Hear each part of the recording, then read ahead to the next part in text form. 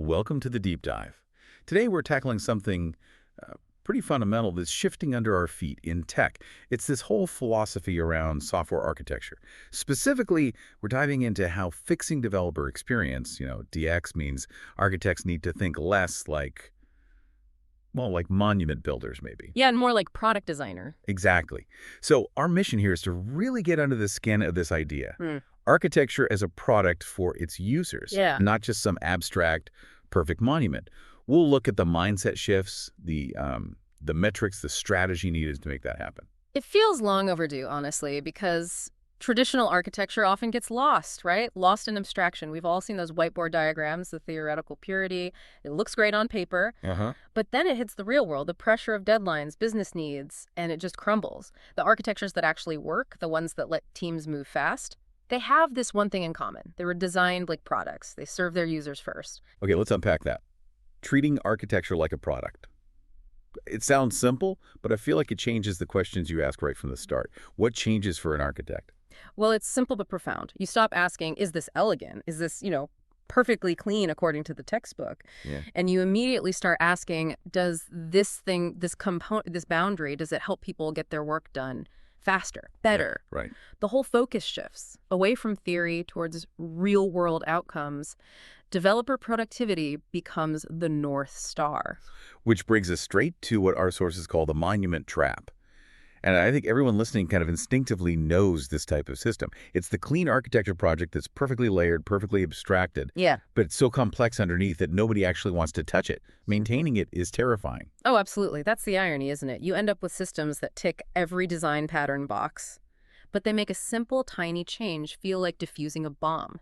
You need to update 5 interfaces, a factory, 2 repos, just to change one database column type.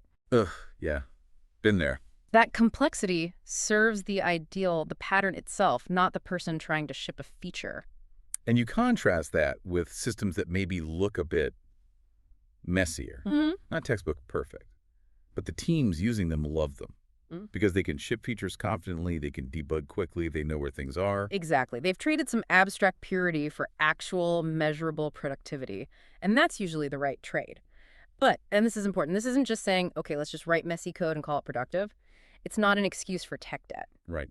That was a question. Where's the line? How do you stop productive messiness from just becoming chaos? It comes down to subordination. Good structure, separation of concerns, clean code, those are still vital tools. But their purpose must be to serve the people using the system, not just exist for their own sake. If an architectural choice, no matter how elegant it looks on a diagram, makes daily work harder or increases cognitive load, then something's fundamentally wrong. The architecture as a product has failed. That's a really clear way to put it. So, okay, architecture needs to serve the engineers, reduce their load. But you mentioned the users are broader. And this is where it gets really interesting, I think, especially for the business side. Who else are the users of architecture beyond the developers? Yeah, this realization is often transformative. When you see the user base isn't just engineering, your design choices change. Architecture as a product has to serve this whole internal ecosystem, and they all need different things. Like who? Give us some examples. Okay, take product managers. What do they need from the architecture? Speed. Getting features out. Iteration. Exactly. Yeah. Rapid iteration. Deployment without massive headaches. So if your architecture means a tiny feature update requires coordinating releases across 3 different teams, maybe 3 microservices, that architecture has failed the PM. It's directly slowing down their ability to respond to the market. It's a product failure that shows up on the roadmap. That's a powerful link. An invisible cost made visible. What about, say, designers or QA? Designers and QA engineers are crucial users, too. They need stability, predictability, clear boundaries. They need to know that tweaking a UI element isn't going to randomly break something deep in the back end. Right. Cause chaos. Yeah. When that happens, it's often an architectural failure, poor separation of concerns. A good product interface, which is what architecture should provide internally, means actions on one side have predictable, limited impacts. Makes sense.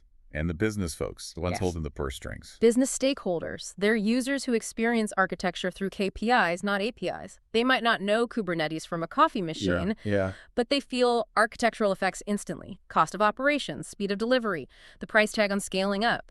If growing the business means a sudden, massive, expensive emergency refactor because the system couldn't handle it, the architecture failed them by not being designed to evolve efficiently. Okay, one more group you mentioned. Right, the ones often on the front lines of bad architecture. Customer support teams. Their ability to actually help a user hinges on the system's reliability and, crucially, its debuggability. Debuggability. Yeah. Can support or an engineer on call quickly trace what happened for a specific user, especially across distributed systems? If observability is terrible and figuring out one customer's problem takes hours instead of minutes, that's an architectural failure driving up support costs and frustrating users. Wow.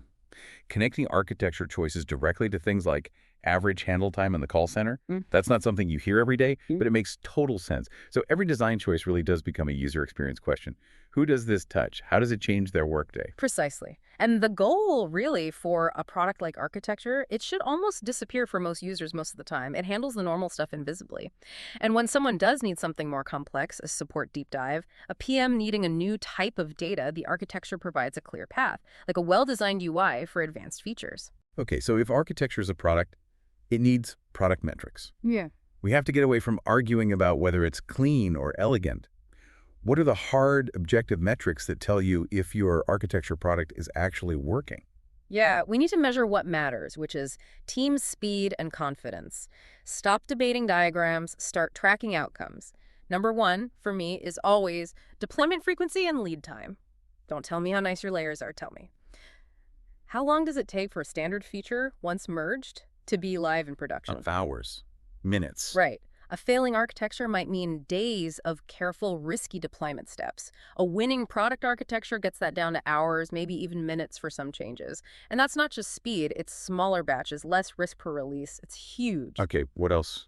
What other hard numbers? Coordination overhead. How many different teams need to sync up, have meetings, align schedules, just to push out a change that cuts across systems? The meeting tab. Exactly. High cross-team dependency is like a silent killer of productivity.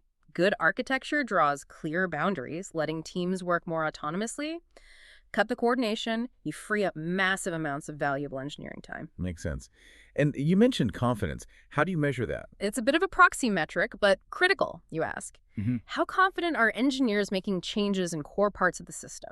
Are they constantly walking on eggshells, worried about unintended consequences? Yeah, that fear factor. When production incidents become less frequent, and crucially, when they do happen, they're easier and faster to diagnose and fix, those are measurable outcomes. They tell you more than any abstract review. That focus on the engineer's actual experience, their confidence, their speed feels so central. And it leads right into adoption, right? Like any product, if people don't use it, it doesn't matter how brilliant it is. How does an architect track adoption when the customers are internal teams? It's not like selling software externally. You have to adopt that same external product mindset, though. The architect isn't just handing down stone tablets. They're delivering early drafts, maybe internal beta patterns. They need mechanisms for feedback, like feature request forms for architectural changes. Okay. And then you track. Which teams are using the new patterns or platform components? Where are the old, maybe deprecated approaches still hanging around? And this is gold, what workarounds are teams inventing. Workarounds signal a problem. The best feedback signal. A workaround means the official solution, the product you offered, didn't meet their specific need. It's basically an unlogged bug report or feature request against the architecture itself. A great product architect hunts down those workarounds, understands the why behind them, and then figures out how to integrate that need back into the official offering. This all ladders up to the human element, doesn't it? Cognitive load. Good architecture minimizes it. Absolutely. It's not just about organizing code. It's about organizing thought, organizing teams, reducing friction, reducing stress.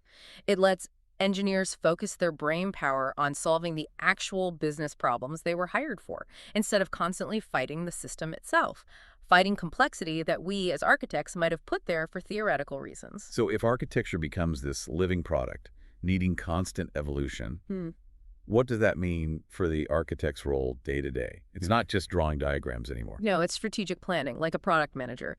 The architecture either evolves intentionally with a plan, or it just degrades accidentally. Entropy takes over. And how do you plan for that intentional evolution? How do you prioritize? We need a more structured way than just reacting to the latest fire.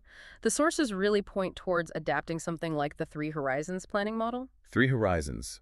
How does that apply to architecture? It forces you to allocate effort strategically across different time frames so you're not just constantly firefighting. Horizon 1 is now. This is the immediate stuff.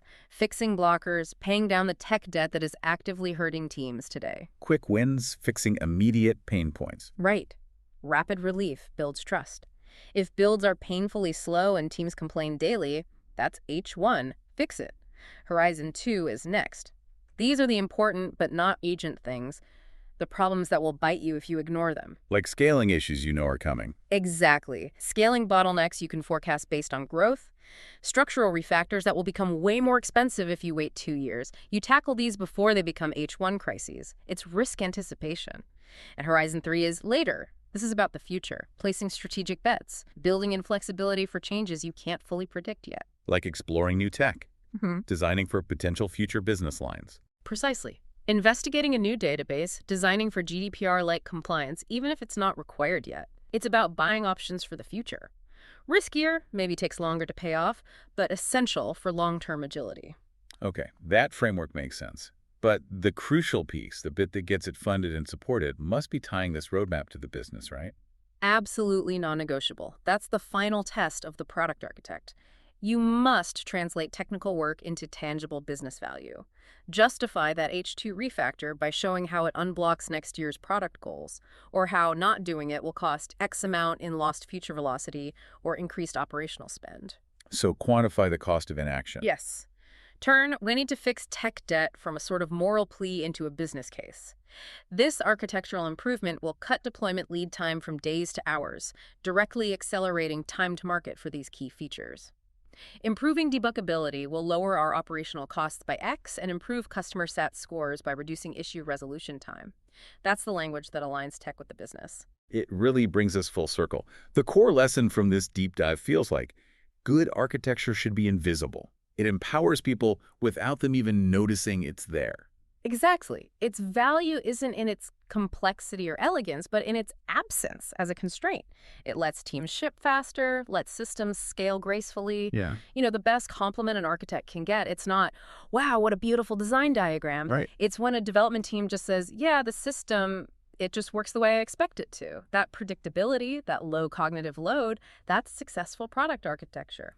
So thinking ahead then, if success is now so tightly bound to developer experience, to managing cognitive load, Yeah. what happens as tech gets even more complex? With things like, AI coding assistants potentially adding their own layer, or Yeah. the sheer difficulty of testing complex microservice landscapes, does this force architects to double down even harder on this product thinking approach just to keep things manageable for humans? Something to think about as we wrap up this deep dive.